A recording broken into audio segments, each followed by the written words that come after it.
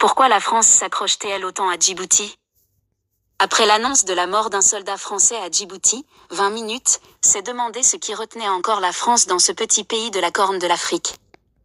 Ce jeudi, le ministère des Armées a annoncé la mort d'un militaire français, le 10 octobre dernier, lors d'un accident de la route survenu à Djibouti, en Afrique de l'Est. La victime, le caporal Vasil Bichik, du 16e bataillon de chasseurs à pied, venait d'arriver sur place pour une mission de courte durée au sein d'une unité des forces françaises stationnées à Djibouti, FFDJ. Mais pourquoi la France maintient-elle dans ce pays sa seule et dernière base militaire opérationnelle d'Afrique? Cela fait presque un demi-siècle que la France entretient une présence militaire importante à Djibouti, un pays de l'Afrique de l'Est à peine plus grand qu'Israël dont la population dépasse tout juste le million d'habitants. Pourtant, c'est là qu'est stationné, depuis 1977, le plus gros contingent de soldats français à l'étranger, environ 1500 hommes en 2023, selon le ministère des Armées. Outre les hommes, la France dispose aussi sur place de chars AMX-10, de canons César, de véhicules blindes, d'hélicoptères de combat ou encore d'avions de chasse Mirage 2005. La porte sud de la mer Rouge.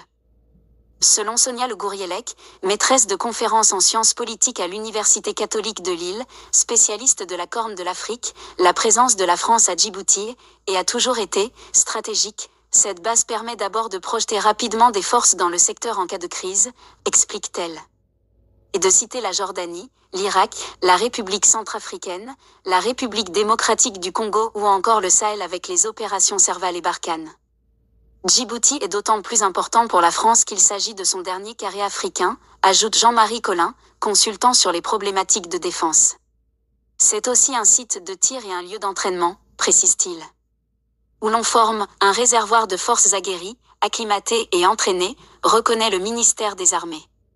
Aujourd'hui encore, l'importance stratégique de Djibouti demeure primordiale pour les intérêts français, notamment parce que le pays commande l'accès sud à la mer Rouge par sa proximité avec le Bab el-Mandeb, BEM, souligne la spécialiste. BEM par lequel transitent chaque année 15% des marchandises échangées dans le monde, poursuit-elle. La base maritime de Djibouti permet de lutter contre les attaques des pirates somaliens, insiste Jean-Marie Collin. Elle est aussi utile pour garder un œil sur les activités des rebelles houthis du Yémen, soutenus par l'Iran, qui attaquent des navires commerciaux en mer Rouge, note Sonia Le Gourielec.